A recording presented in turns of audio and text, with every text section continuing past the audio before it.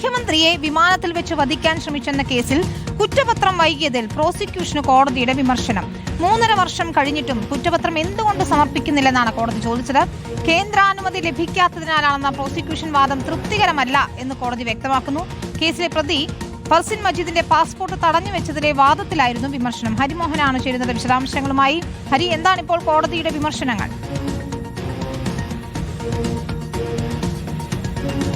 Vinitha, 2022 June 13-നാണ് ഈ case ഉണ്ടാകുന്നത്. അതായത് മുഖ്യമന്ത്രിക്കെതിരെ വിമാനത്തിൽ പ്രതിഷേധിക്കുന്നു. ആ പ്രതിഷേധത്തിന് തൊട്ടു പിന്നാലെ മുഖ്യമന്ത്രിയെ വധിക്കാൻ ശ്രമിച്ചു എന്നുള്ള കുറ്റം ചുമത്തിക്കൊണ്ട് ഈ ഫർസിൻ മജീദ്, RK നവീൻകുമാർ, സുനിത് നാരായണൻ എന്നീ 3 യൂത്ത് കോൺഗ്രസ് നേതാക്കൾക്കെതിരെ കേസെടുക്കുന്നു. ആ കേസെടുത്തതിൽ ഇതേവരെ കുറ്റപത്രം സമർപ്പിച്ചിട്ടില്ല എന്നുള്ള കാര്യമാണ് കോടതി, തിരുവനന്തപുരം ജില്ലാ കോടതി ചൂണ്ടിക്കാണിച്ചിരിക്കുന്നത്. അതായത് 3.5 വർഷം പിന്നിട്ടിരിക്കുന്നു. ഇതേവരെ എന്തുകൊണ്ടാണ് കുറ്റപത്രം സമർപ്പിക്കാത്തത് എന്നുള്ള ചോദ്യമാണ് കോടതിയുടെ ഭാഗത്തുനിന്നുണ്ടായത്. അതിനൊരു വിശദീകരണം എന്നുള്ള നിലയ്ക്ക് പ്രോസിക്യൂഷൻ പറഞ്ഞത് ഇതിന് കേന്ദ്ര സർക്കാരിന്റെ അനുമതി ലഭിച്ചിട്ടില്ല എന്നുള്ളതാണ്. അതായത് ഇതിൽ പ്രധാനപ്പെട്ട 2 കുറ്റങ്ങളുള്ളത്.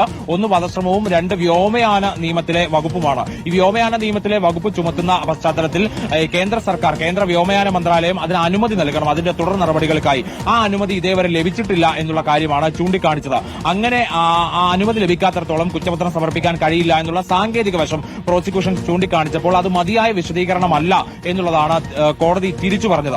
ഇത് ഫർസിൻ മജീദിന്റെ പാസ്പോർട്ട് പുതുക്കുന്നതുമായി ബന്ധപ്പെട്ടുകൊണ്ടുള്ള അനുമതി തേടിക്കൊണ്ടുള്ള ഹർജി, ആ ഹർജി പരിഗണിക്കുകയാണ് കോടതി ഇക്കാര്യങ്ങൾ ചൂണ്ടിക്കാണിച്ചത്. ഈ ഹർജിയിൽ നാളെ അന്തിമവാദം കേൾക്കും. ഒരുപക്ഷെ കൂടുതൽ എന്തെങ്കിലും തരത്തിലുള്ള വിമർശനം പ്രോസിക്യൂഷന് നേരെ കോടതിയുടെ ഭാഗത്ത് നിന്ന് നാളെ ഉണ്ടാകുമോ എന്നുള്ളതാണ് നോക്കിക്കാണേണ്ടത്. കുറ്റപത്രം സമർപ്പിക്കുന്നതിന് വേണ്ടിയുള്ള ബാക്കി എല്ലാ നടപടിക്രമങ്ങളും പൂർത്തിയായെങ്കിലും ഈ വ്യോമയാന വകുപ്പ് ചുമത്തിയതുമായി ബന്ധപ്പെട്ടിട്ടുള്ള ആശയക്കുഴപ്പം കുറേയേറെ നാളുകളായി നിലനിൽക്കുന്നുണ്ടായിരുന്നു. അതിന് കേന്ദ്ര സർക്കാർ ഇതുവരെ അനുമതി നൽകാത്തതും വലിയ രീതിയിലുള്ള തിരിച്ചടിയാണ് പ്രോസിക്യൂഷനെ സംബന്ധിച്ച്.